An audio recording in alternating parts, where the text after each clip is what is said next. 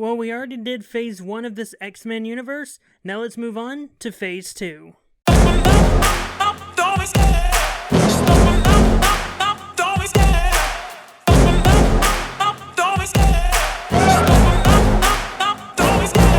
love the chase and the hunt, and I set the pace when I'm running. I always take what I want and I always give it 100. Don't need a bank, no I'm funded. Play the game like it's nothing. I'm always thankful for something. Don't take for granted, stay humble. Now wake up, it's time to look at the enemy. Look in the mirror and he is no friend to me.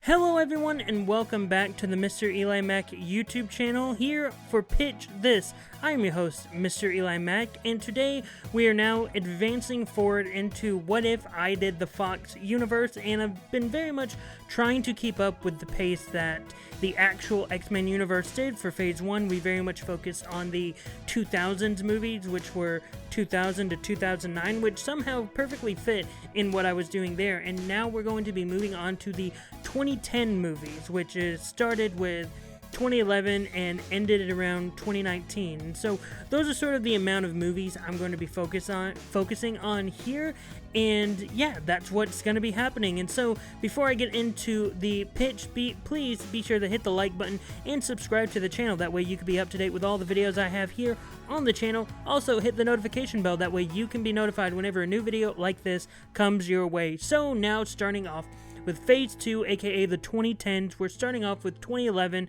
and for this one we are doing the first film in this phase is the sequel to the Wolverine movie, which is, this movie is called Wolverine, Lotus, and the Steel, which is very much adapting the story of Wolverine when he went to Japan. However, I think I am making my own little changes, which I'm doing more of a faithful adaptation to the Silver Samurai character, which was sort of changed in the Wolverine movie, where instead of it actually being the person that it was in the comics, it was instead the grandfather of that. So we're not doing the grandfather, we're doing a more faithful adaptation of that character. But also, the real main antagonist of the film is going to be the character of Gorgon, who I'm going to be hinting is a product of the Weapon X program. And very much with the Wolverine trilogy, it's very much Weapon X based, and very much Wolverine trying to get over the trauma that was the Weapon X program. And that's very much sort of him trying to discover who he is in Japan, going over, meeting Mariko Yoshida, Yukio, and Shingen Yoshida, and very much trying to find out who he is, and discovering how Silver Samurai is very much treating these people horribly here in this village of Japan, but then also discovering there is a bigger plot to this with the reveal of Tomi Shishido, aka Gorgon. And that's very much everything with that story. And once Gorgon and Silver Samurai are defeated, Wolverine is very much okay, I've defeated this little aspect of Weapon X and sort of close to this little aspect of my life, and now I gotta go back to Xavier and try to discover a little bit more and see if he can help open up more of these memories that I'm discovering are becoming a very big thing in my life. But yeah, that's very much this Wolverine movie. It's just the Japan storyline, and I couldn't think of a better sequel to do for Wolverine, because the Japan storyline is a very, very prominent storyline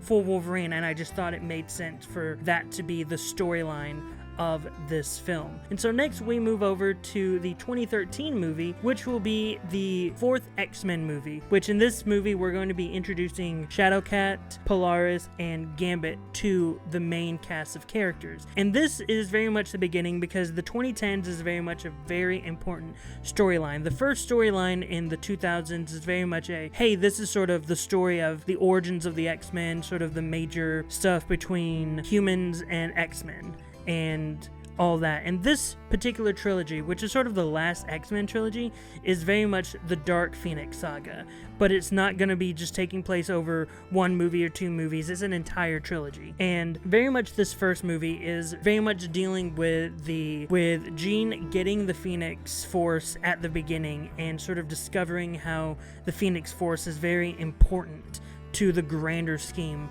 of things. In fact, it's to the point where she is discovering, oh, this is sort of a big thing for aliens and stuff, and how it is a protector to this massive crystal. And the person that is wanting the Phoenix Saga is someone from the Shi'ar Empire who is D'Ken, and he is very much serving as the main antagonist, and what he wants the most is he wants the Phoenix Force. He wants it for himself so he can get to the McCran crystal and shatter it himself and control it for himself, and that is his sort of plotline, and he is trying to get Jean. And some of the people that he has help him to get this is people that he is hiring on Earth, Black Tom Cassidy and Kane Marco, aka Juggernaut, and we're not going to go deeper into that lore of Juggernaut and Xavier, we don't have time for that, but these are two humans that he is insisting to try to get. But also, he sent someone from the Shi'ar Empire, Eric the Red, to get this Phoenix Force as well, but it's proven to be too taxing. However, he is able to get it himself after he is like, okay, some people that I'm sending aren't getting it for me, so I'm just going to go and get it for myself. And he is able to defeat the Phoenix Force and get it for himself to go to the McCran Crystal. And then as he's getting there, and as sort of all the X-Men and Empress Lalandra is getting there, it comes down to Jean and D'Ken to fight over the Phoenix Force, and the Phoenix Force is able to choose Jean, and with that, Jean is able to destroy D'Ken and is able to just disappear. And with Jean defeating D'Ken, everyone is like, oh, Jean just died.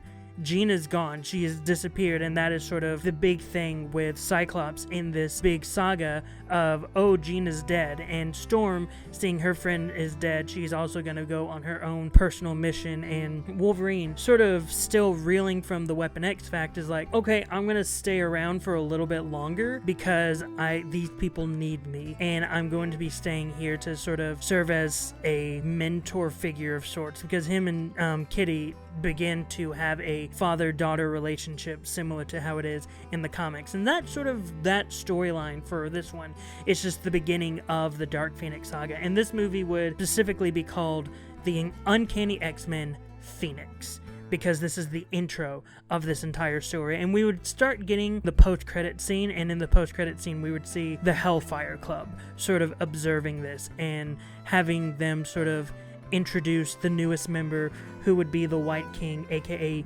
Jason Wingard, mastermind from the Brotherhood of Mutants, and he would be introduced of saying like, oh, I know how to get Jean back.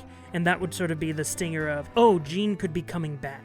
And that's sort of the big thing for the next sort of stories. And then the next film, which would be in 2014, it would be called Storm. And this would be coming out of that film, we'd be giving Storm her own solo film to sort of reckon with the fact of, oh, one of her closest friends is gone, presumably dead, and she can't wrestle away with that fact until it gets to the point of, oh, this major threat from my past has come back to haunt me and haunt some of the people that I love from my village in Africa. And that is where we meet Ahmed El-Gabar, who is a surrogate father to Storm, and Inette, who is a surrogate mother to Storm, sort of two people that raised her when she was a kid. And we'd start getting more of Storm's backstory on how the people of this small village treat her as sort of a goddess to that village, and how people look at her with so much power and how much people care about her. And the main person that would be discovering and going on this journey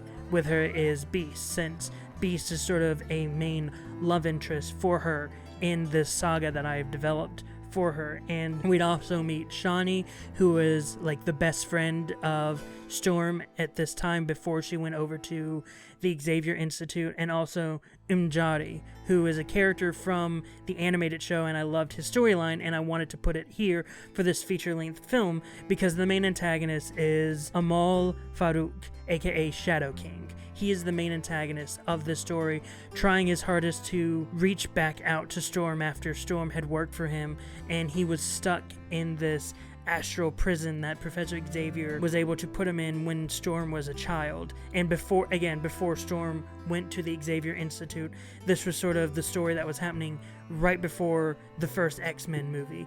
And we would have Professor Xavier in sort of flashback sequences, but also we would see him come in to try to help Storm, but Shadow King would prove to be too strong for Xavier at this point, and then it would be Storm's mind power, or not her mind powers, but her strong will, and her being able to use her powers against the Shadow King, that would defeat the Shadow King in the end, and Shadow King would be no more. He would no longer be a threat. And Storm, being able to reckon with her past and with Shadow King, is able to come to terms with the passing of Jean, and that would be the way she would come back to the Xavier Institute with Beast. And that would be that film. And then the next film, which would be the first film of 2016, I'm trying to remember. Yes, there were 2 films in 2016, so this would be the first film in 2016. It would be the second part of this Phoenix saga, which would be the Uncanny X-Men Hellfire. And this would be when the Hellfire Club is in full swing. For the members of the Hellfire Club, it would be Sebastian Shaw, who would be the Black King,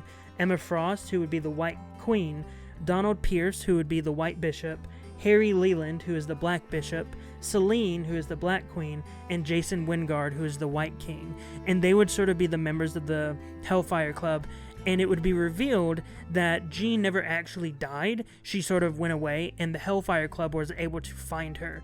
And in this film, it's all about the X-Men trying to get Jean Grey back from the Hellfire Club, and the Hellfire Club using their machinations and their henchmen to fight off the X-Men. But ultimately, at the end of the day, the X-Men are not able to save Jean from the Hellfire Club. Instead, Jean goes full Dark Phoenix mode. She is full bad guy. I don't want to say full bad guy, but she fully succumbs. The Phoenix just goes dark, and the Phoenix entity wipes out the Hellfire Club. The only person that survives from the Hellfire Club is Emma Frost. She's the only survivor because of course, implications in the future. But ultimately, the Dark Phoenix force, when Cyclops is trying to plead to the Dark Phoenix, try to plead to Jean to come back, the Dark Phoenix refuses and disappears to outer space.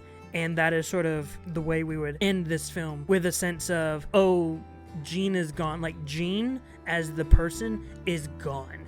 All that's left is this Dark Phoenix force. And very much we would see sort of a post-credit scene, would see the Dark Phoenix destroying a planet.